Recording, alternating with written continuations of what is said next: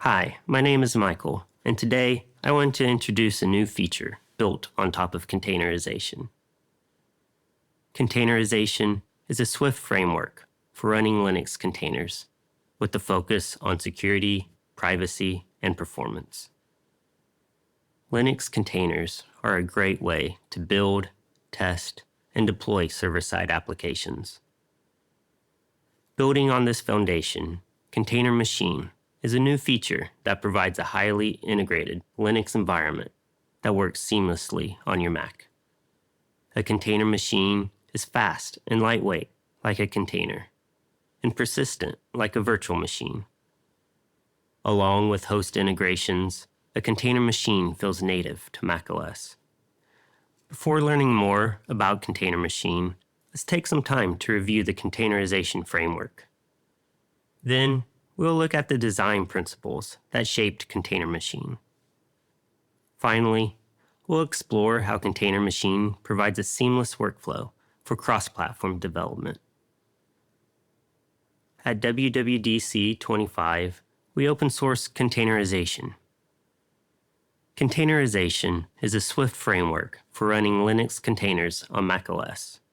It provides APIs for storage, networking, execution, and a Linux init system. It is designed to provide each container with virtual machine-based isolation.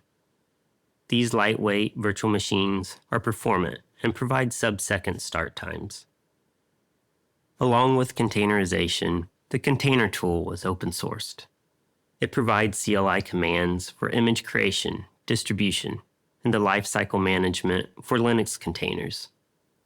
If you want to learn more about the overall architecture of containerization and the container tool, watch Meet Containerization from WWDC25. Now, let's look at the design principles for Container Machine. These environments should be fast and lightweight to integrate into existing workflows. Switching between macOS and Linux should be easy. Users should be able to customize and create new environments quickly. Quick creation allows multiple projects to have their own, dedicated environment, without the worry of conflicting dependencies or toolchains.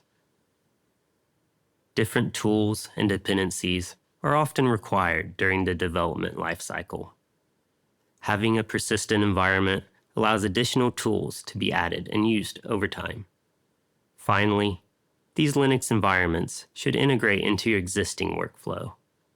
Developing for multiple platforms shouldn't involve a large context switch. There shouldn't be the need to learn new tools when targeting a different environment.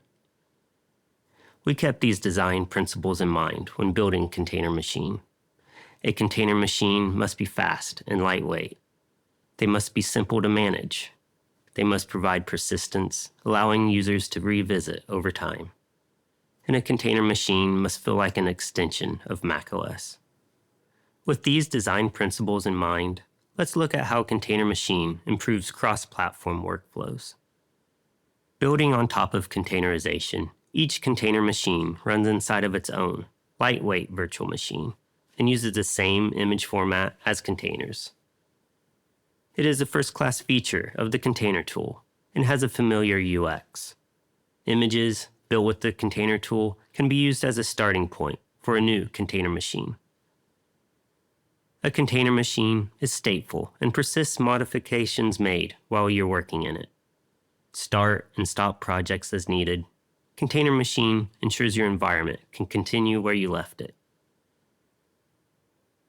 And with automatic user mapping, shared file system support, and the ability to enter your Linux environment no matter where you are in a terminal, Container Machine provides a smooth transition from macOS into Linux and back again. Now, let's see Container Machine in action. Let's start with Container Machine.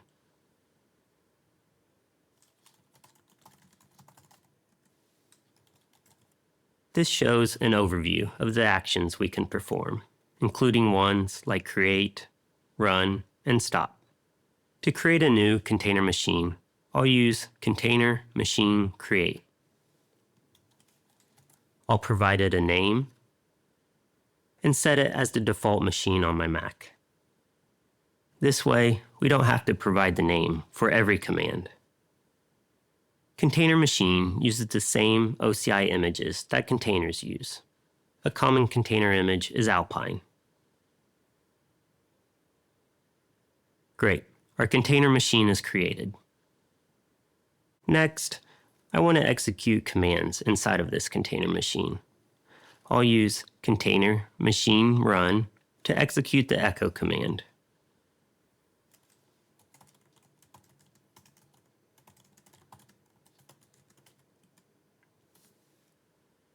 Great, let's try this with uname. On macOS, uname prints Darwin. Container machine run uname prints Linux, reflecting the runtime environment. Container machine automatically mirrors your username and current working directory from your Mac. If I run who am I on my Mac, it returns Michael. Running pwd shows that I'm located in my user's home directory on macOS. Let's run an interactive shell inside the container machine. Container machine run without additional arguments will start an interactive session.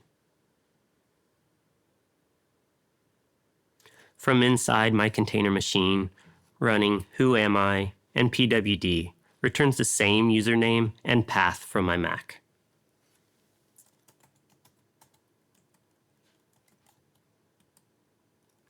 Great.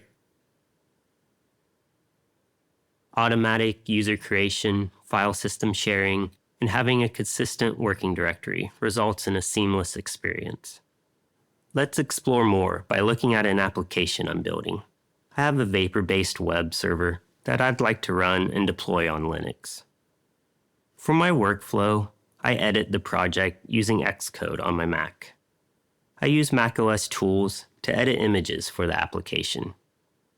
I'll build and run this in Linux, then test my changes on macOS by accessing the web server from Safari. Let's work on this application. In the terminal, running ls shows my project files. I have a package.swift, my source code, and a public directory holding assets. I have a container machine with the Swift toolchain installed. Container machine list will display the name, IP address, and resource information of all my container machines.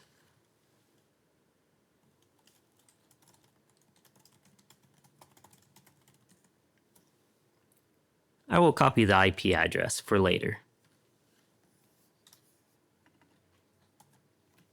I'm ready to test my application in Linux. I'll start with an interactive shell inside my container machine by running container machine run.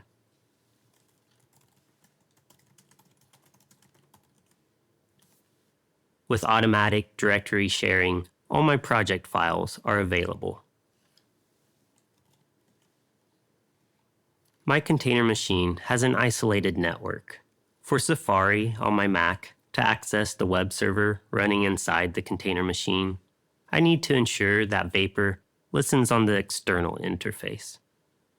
Let's update the server's configuration in Xcode. I will set the configuration's hostname to the IP address of my container machine. We copied this value earlier. I edited this file in Xcode on my Mac, but these changes are already available to my container machine. Moving back to my terminal, I'm ready to compile and run my application. Great, the server is running, so let's view our site in Safari. I will open Safari and paste the IP for my container machine into the address bar. I will also add port 8080. Great, access works and I could stare at this all day. But let's make one last change. I used Icon Composer to create the storage icon on screen. I want to change the icon's background to a gradient. I will open my existing icon file in Icon Composer to make this change.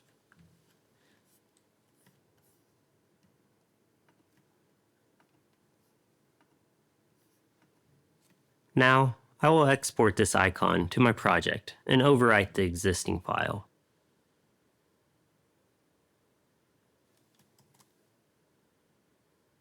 Without copying files into my container machine, I expect refreshing the page in Safari to automatically display my updated icon.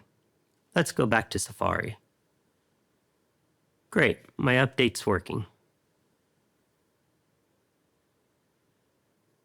Container Machine builds on the usability and speed of containers, with the persistence of a virtual machine.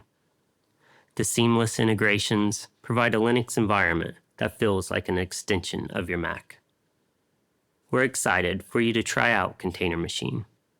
Download the latest release of the container tool on GitHub. We look forward to your feedback.